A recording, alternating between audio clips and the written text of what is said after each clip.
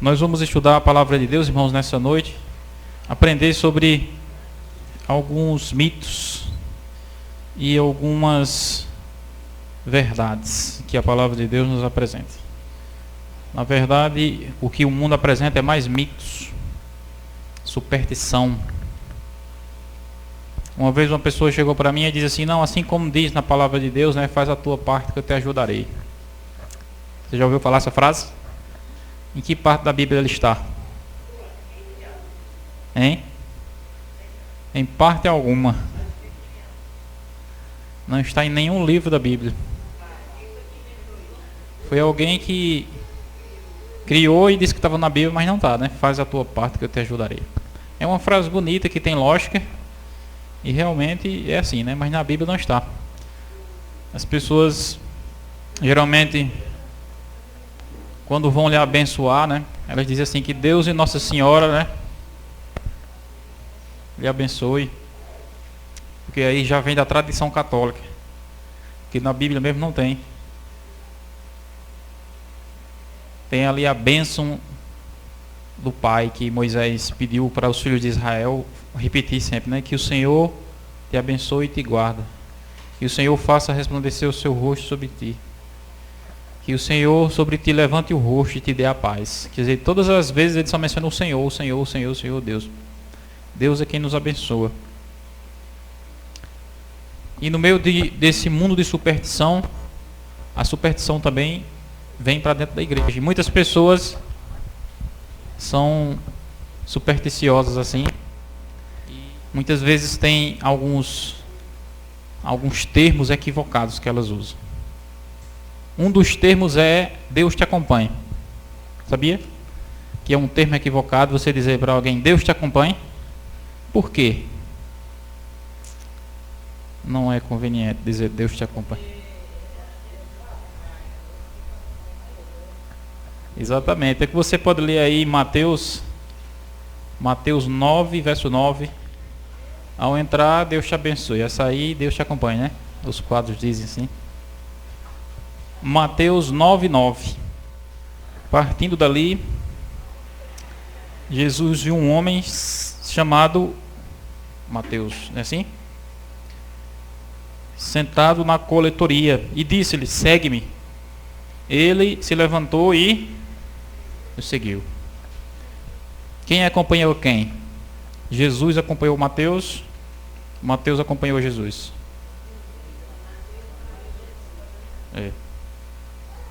Quando você diz assim, Deus te acompanhe, você pode não perceber, mas você está dizendo o seguinte: a pessoa vai na frente, Deus vai atrás. Deus que vai seguindo ela. E somos nós que temos que acompanhar Deus. Ou seja, quando Deus nos guia, então Ele vai evitar que a gente entre em certos lugares. Mas quando sou eu que vou na frente e Deus vai atrás, eu entro em alguns lugares e Deus fica de fora. Tem muitas pessoas aí que colocam no carro assim: Deus é fiel, né?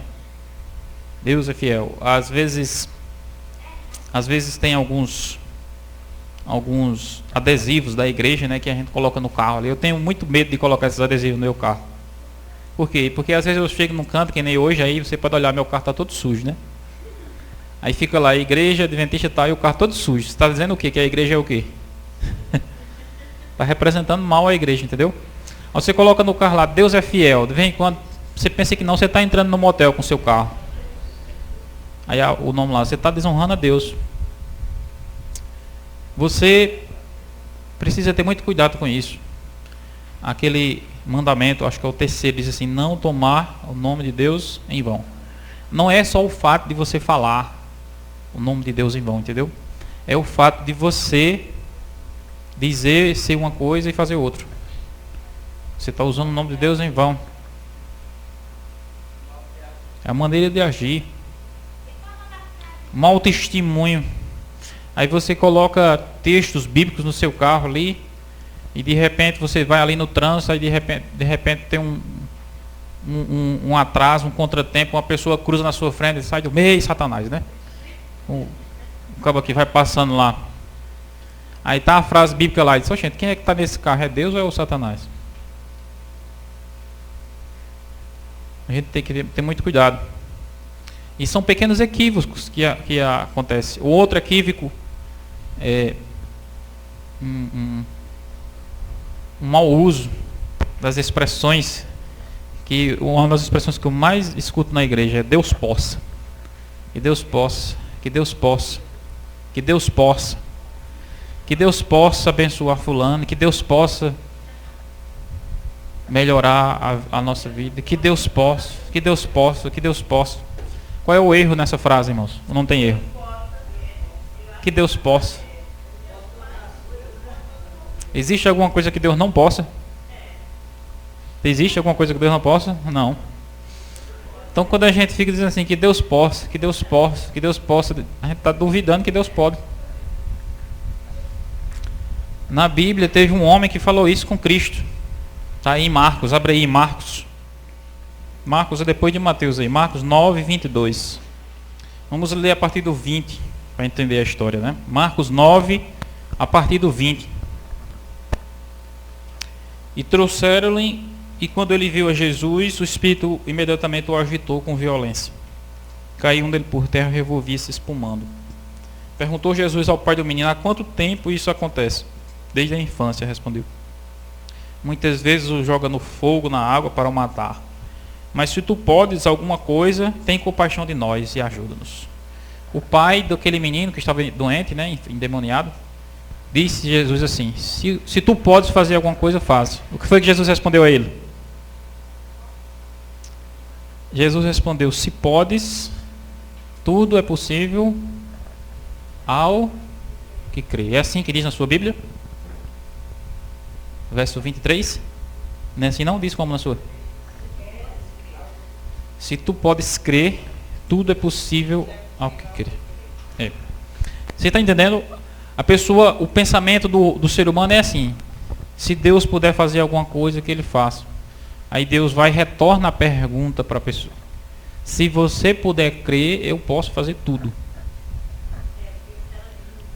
A limitação não está em Deus.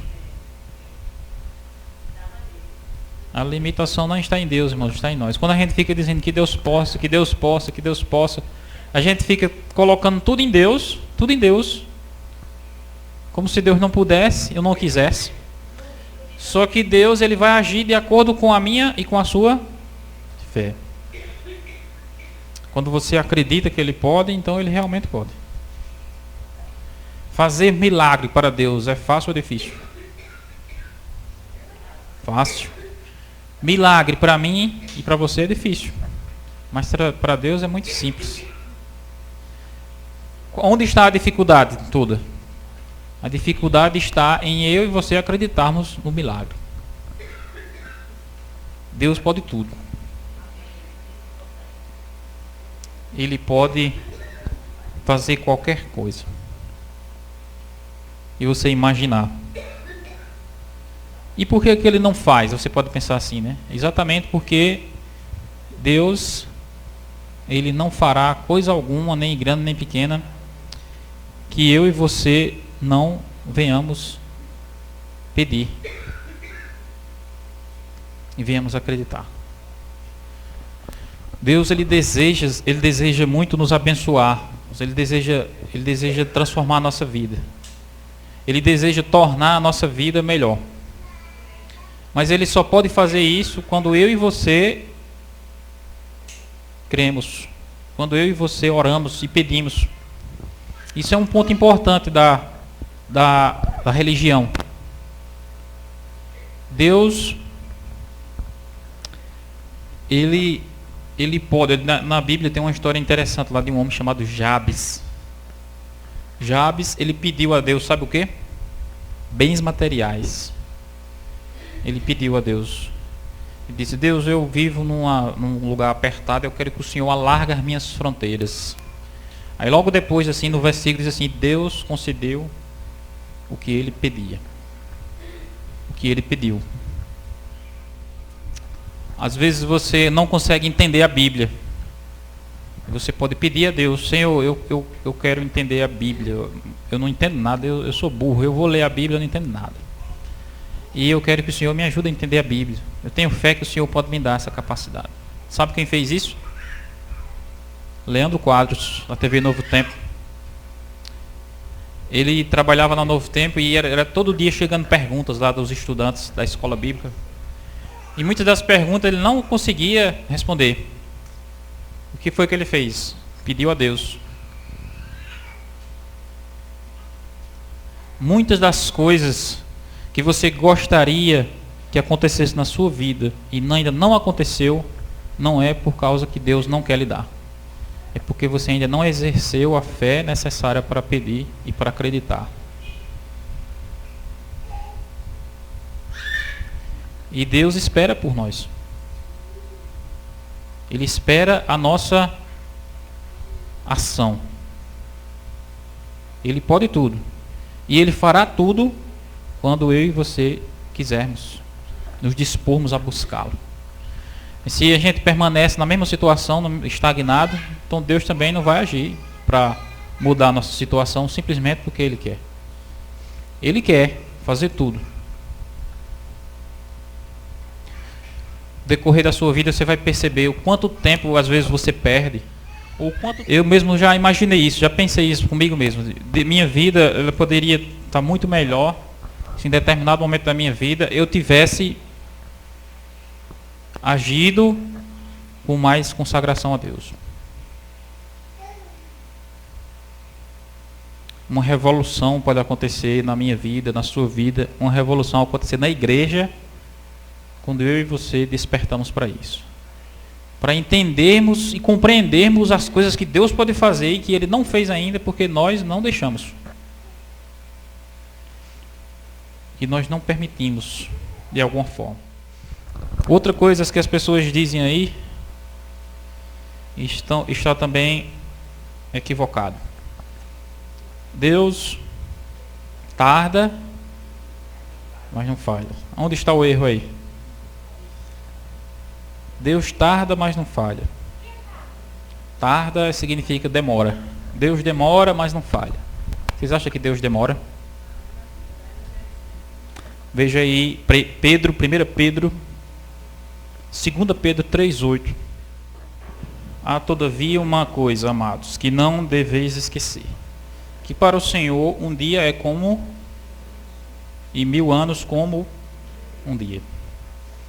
Para Deus, um dia é como 1000 anos, e 1000 anos é como um dia.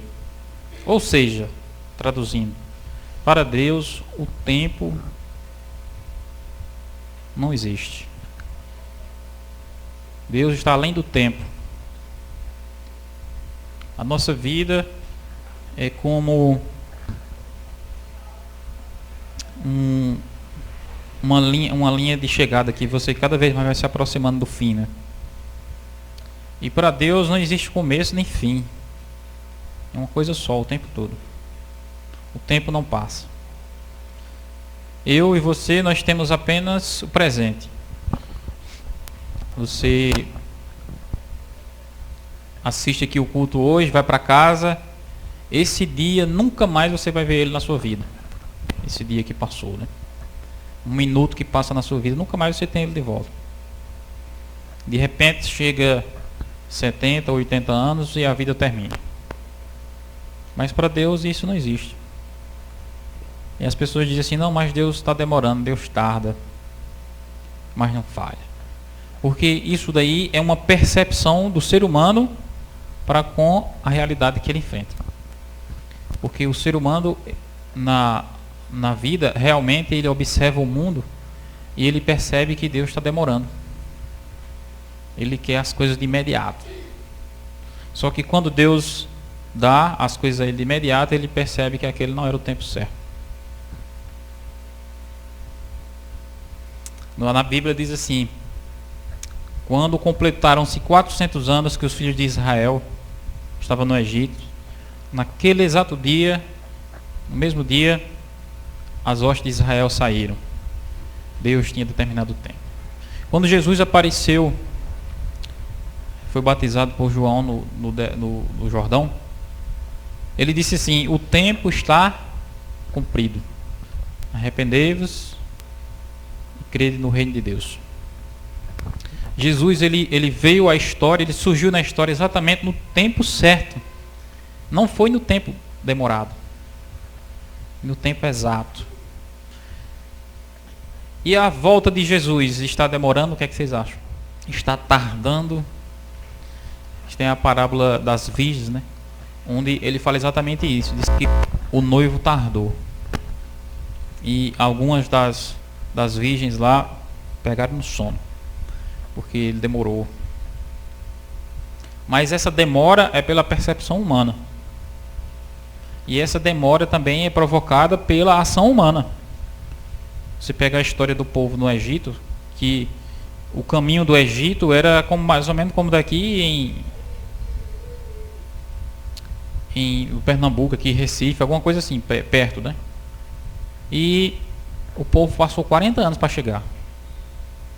E toda essa demora foi por causa das limitações humanas.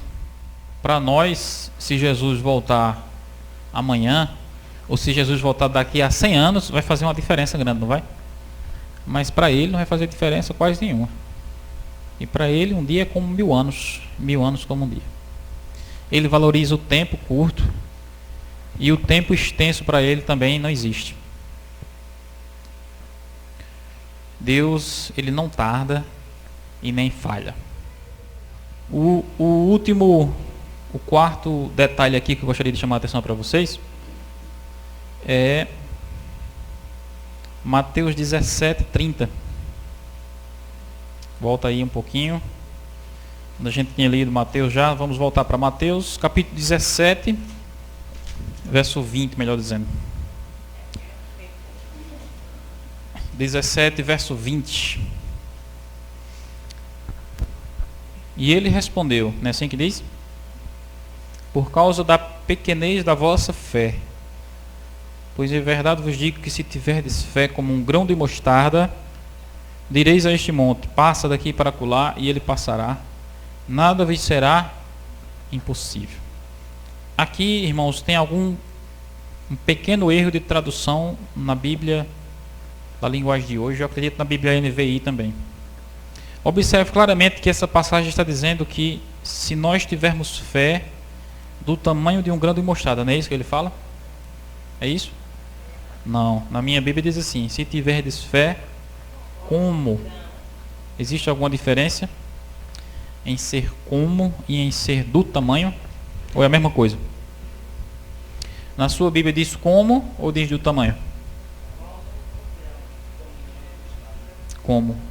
Existe alguma Bíblia que diz assim do tamanho? A sua Bíblia diz assim do tamanho ou diz como? A linguagem de hoje ela diz assim do tamanho, mas é uma tradução errada. No original está dizendo como. O que é uma fé como um grão de mostarda? O que ele está querendo enfatizar aqui não é o tamanho da fé, mas como ela é.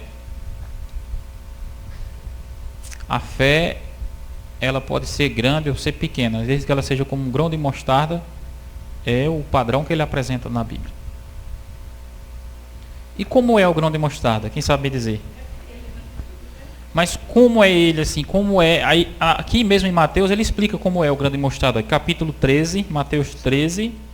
Volta aí umas 3 páginas, tem Mateus 13, verso 31. Ele diz: outra parábola lhe propôs, dizendo: o reino dos céus é semelhante a um grão de mostarda, que o homem tomou e plantou no seu campo, o qual é na verdade a menor de todas as sementes, e crescida é maior do que as hortaliças, e se faz árvore, de modo que as aves do céu vêm aninhar-se nos seus ramos. O que é que ele está querendo dizer? O grão de mostarda, qual é a característica do grão de mostarda? É que ele não depende de muitas coisas para crescer. O grão de mostarda ele é pequenininho, menor das sementes, mas diz que ele cresce e se desenvolve. Olha, eu vou citar um exemplo para vocês entenderem. O povo de Deus saiu do Egito.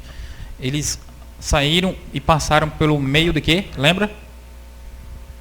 Um meio do mar vermelho, não foi?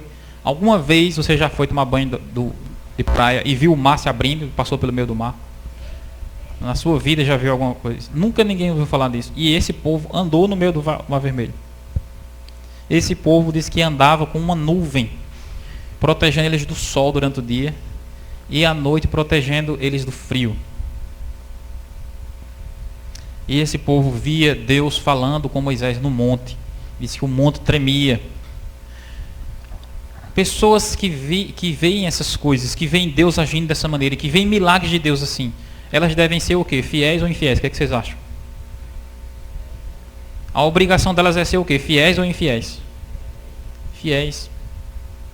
Mas elas foram o quê? Infiéis. Apesar de toda a revelação, de toda a manifestação que eles viram, ou seja, eles não eram como o quê? Um grão de mostarda. Porque o que é o grão de mostarda? O grão de mostarda é a menor das sementes, a mais desprezada, e a que menos necessita de quê? De água. Na verdade, ela simplesmente aproveita tudo que está ao seu alcance, próximo.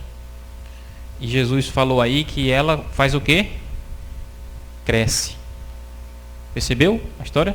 Diz que ela cresce e se torna uma grande árvore, e diz que as aves vêm debaixo das suas asas.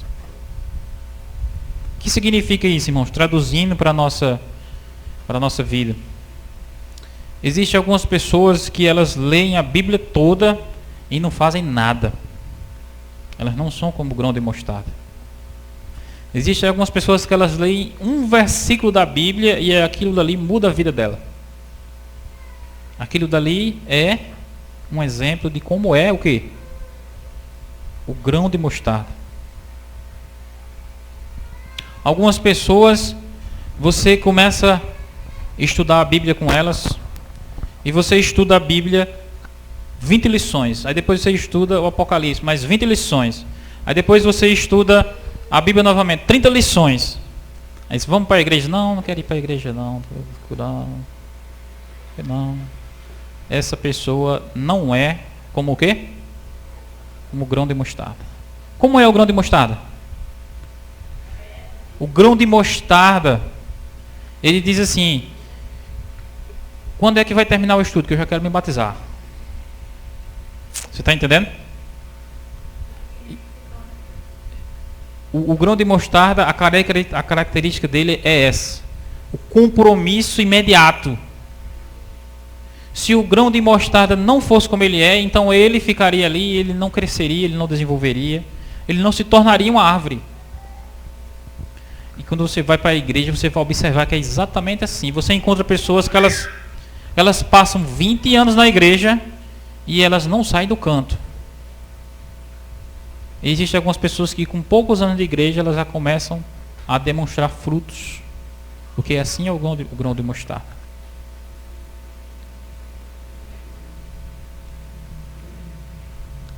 E aí Jesus ele diz assim: se você tiver fé como um grão de mostarda, então realmente você poderá fazer qualquer coisa, nada será impossível. Tem um testemunho muito bonito do pastor Luiz Gonçalves. Na época ele não era pastor, e ele fala exatamente sobre isso na história dele. Ele disse que recebia estudo bíblico, e ele disse que ele pegava uma garrafa de café e ia tomar café. Aí o rapaz veio dar o estudo bíblico a ele, aí ele foi dar café ao rapaz, né? O pai chegou ali e disse: pronto, já trouxe aqui o café para você tomar. Aí o rapaz disse: não, eu não bebo café. O adventista, né? Tem os adventistas que bebem, mas tem uns que não bebem. Aí ele disse: não, eu não bebo café. Aí o papai: mas por que você não bebe? Ele disse: não, traga água para eu beber água, que eu bebo. Aí ele disse: não, eu vou trazer a água para você beber água, mas depois você bebe o café. Porque eu fiz o café exatamente para você beber, porque você veio dar o estudo bíblico a mim aqui e eu quero que você beba o café. Aí ele disse: não, mas eu não bebo café. Aí ele explicou: agora eu quero que você me explique por que você não bebe café. Luiz Gonçalves, né? Era um estudante na época. Aí o rapaz disse: pois eu vou mostrar para vocês por que eu não bebo café. Aí começou a abrir a Bíblia. Está lá, Coríntios fala que nosso corpo é o templo do Espírito Santo, que nós não devemos colocar coisa impura dele. O café é uma substância viciante, estraga o intestino, produz gastrite, úlceras, produz nervosismo e atrapalha a sua comunhão com o Espírito Santo e atrapalha a obra do Espírito Santo na sua mente, porque você se torna uma pessoa viciada. A pessoa viciada, o Espírito Santo não acha espaço direito para trabalhar na pessoa. Aí começou a falar sobre os malefícios dos outras coisas que tinha no café. Aí o irmão Luiz Gonçalves disse: ó, para aí. Vem aqui comigo. Aí chamou ele, né? Vem aqui comigo. Vamos para onde? Vem aqui. Aí chegou lá. Aí disse: abre aqui. O que é isso aqui? Ele disse: é o banheiro. Aí abriu a porta do banheiro. Aí levantou a tampa do vaso. Aí pegou a garrafa de café e derramou todinha dentro do vaso. O café, né? Aí olhou para ele e disse o seguinte: você falou tudo isso aí sobre o café? Ele disse: foi, pronto. A partir de hoje, nunca mais eu bebo café. O que é isso, irmãos? É viver como um grão de mostarda. O grão de mostarda é isso. Entendeu? Entendeu a diferença? É decidido. Isso aqui é certo? É, então eu vou fazer. Isso aqui é assim? Pronto, então está comigo. E isso foi demonstrado na vida, no ministério do pastor Luiz Gonçalves, né, que desde essa época que ele tinha essa determinação. E você observa que a vida dele foi uma vida de crescimento. Ele era obreiro, depois se tornou pastor, hoje ele é o evangelista da divisão sul-americana. Ele fez um acordo com Deus. Um dia ele parou no meio da rua assim e disse: Deus, se o Senhor converter a minha família, eu vou evangelizar a cidade mais católica do Brasil, que é Aparecida. Chama Aparecida, lá em São Paulo, né? A cidade tem lá, que tem aquela basílica, né? É Aparecida. E observe, irmãos, que ele fez aquela oração com tanta fé que o que foi que aconteceu? Deus atendeu a oração dele. E Deus realizou aquele milagre. Dos 7 irmãos dele, 5 se batizaram e 5 se tornaram pastores. Depois ele batizou o pai e a mãe. E eu fico pensando, por que isso não acontece também com a nossa vida? Às vezes a gente passa a vida todinha lutando e não consegue. E você percebe a diferença. A pessoa que tem fé em Deus, que se apega a Deus, diz: ó, isso aqui eu quero que o Senhor faça assim. Aí depois ele fez outra promessa a Deus, disse assim: eu quero que o Senhor realize isso em minha vida, que um dia eu quero evangelizar em Roma. Aí essa parte aí eu acredito que é mais difícil dele cumprir, porque Roma é um campo difícil. Resumindo, irmãos, aqui nessa noite eu procurei mostrar para vocês alguns equívocos que as pessoas cometem, né? Vai lá, Deus te acompanhe. Não, Deus te guie. Não, que Deus possa te abençoar, que Deus possa fazer alguma coisa. Deus pode tudo. Não, Deus tarda, mas não falha. Não, Deus nem tarda nem falha. Não, a minha fé é pequena. As pessoas dizem assim, né? Tem pouca fé. E Jesus disse: se a sua fé for como um grão de mostarda, você poderá fazer qualquer coisa. Porque para Deus não há limitações. A limitação está em nós. O que nos limita, irmãos, é o medo e a acomodação. A gente acha difícil o sacrifício, a gente vai empurrando com a barriga e a nossa vida fica sempre aquilo ali. Quando você é decidido, você pode pensar ali em Pedro, né? Pedro, Jesus chegou assim, ó, e andando sobre as águas. Ele disse: Senhor, és tu? Ele disse: sou. Ele disse: se és tu mesmo, deixa eu ir também andando sobre as águas. Aí Jesus disse: vem. Assim, enquanto Pedro estava com fé em Jesus, ele andou. No momento em que Pedro olhou de lado, ele começou a fraquejar e afundou. A diferença está exatamente nisso. Quando Jesus nos chama,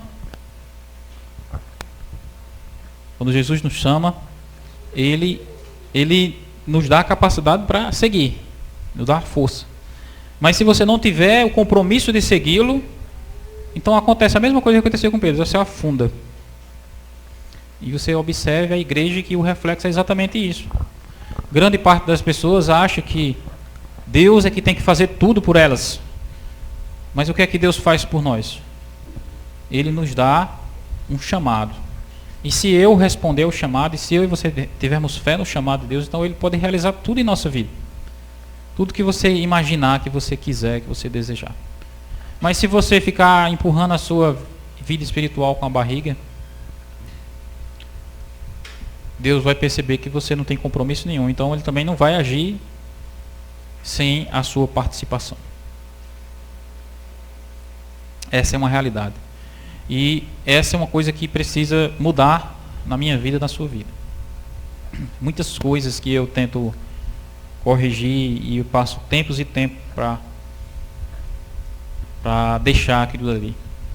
Muitas coisas que existem para a gente deixar e a gente precisa assumir um compromisso de deixar essas coisas. Existem muitas coisas que a gente precisa aprender. E existe também um monte de coisas que a gente precisa desaprender. Coisas erradas que a gente precisa deixar de fazer. E coisas boas que a gente precisa fazer. O nosso objetivo, o nosso trabalho, a nossa caminhada, irmãos, é desenvolver fé, desenvolver virtude, desenvolver consagração na palavra de Deus. A mesma palavra está disponível para todas as pessoas aqui na igreja e no mundo. Algumas pessoas vão lá e se aprofundam nela e outras não. Tem apenas uma visão superficial da Bíblia. Mas as oportunidades são as mesmas para todos. A diferença está exatamente no compromisso que cada pessoa tem de ir lá e se aprofundar. Nós vivemos uma época em que cada vez mais você percebe a falta de consagração, de compromisso das pessoas. Eu gosto muito de participar de eventos, de concursos bíblicos. Você não encontra mais pessoas dispostas a participar. Por quê? As pessoas não têm interesse de ler a Bíblia. Se não é para responder perguntas sobre a Bíblia, você não sei nem para onde vai. Se você fizer assim um concurso sobre Game of Thrones, ele sabe a resposta a tudo. Perguntar quais são as principais séries da Netflix, eles sabem tudo.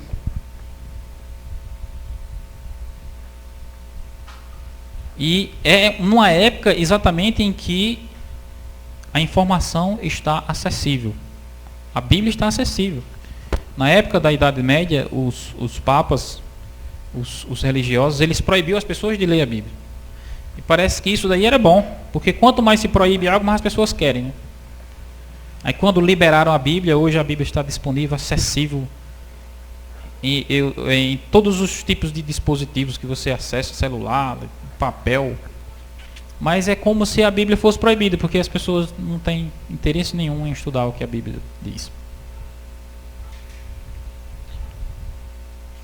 Mas existem alguns poucos que ainda assim percebem o valor da Bíblia e colocam ela acima de todas as outras distrações.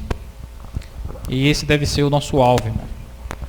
O nosso alvo deve ser de buscar mais Deus na sua palavra, de buscar força nele para vencer, porque nós mesmos não podemos vencer por nós mesmos. Nós precisamos nos apegar a Deus e orar muito.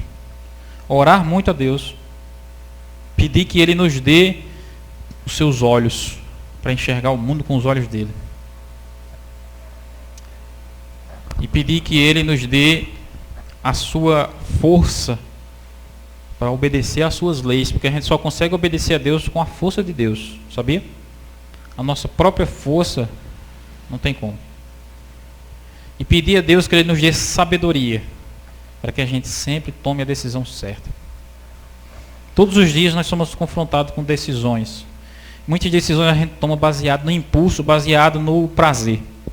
A gente acha que aquilo é certo porque deixa a gente agradável o prazer. Mas a gente precisa da sabedoria de Deus para saber que decisões tomar e não se deixar enganar pelas ilusões do mundo. E a gente só aprende isso quando a gente tem comunhão com Deus. Não é só você vir aqui para a igreja e assistir o culto da quarta, do sábado, do domingo. É todo dia na sua casa você reservar um tempo para Deus. Assim como você passa um tempo assistindo televisão, um tempo fazendo a comida, um tempo com o menino no braço, que nem eu passo lá em casa, né? Você precisa deixar um tempo para você buscar a Deus. Só assim é que você desenvolve comunhão com Ele. Se você não dedicar esse tempo, não tem como desenvolver. Sua vida espiritual se torna cada vez mais fraca. Isso, e sua natureza mundana cada vez mais vai dominando. Que o Espírito Santo de Deus, irmãos, nos desperte para isso. Ao sair hoje da igreja, que o Espírito esteja com você, lhe inspirando a isso, inspirando a mim também, porque é uma necessidade que todos nós temos. De lutar contra a nossa natureza, lutar contra o mal, lutar contra o mundo e buscar mais a presença de Deus na nossa vida. Amém?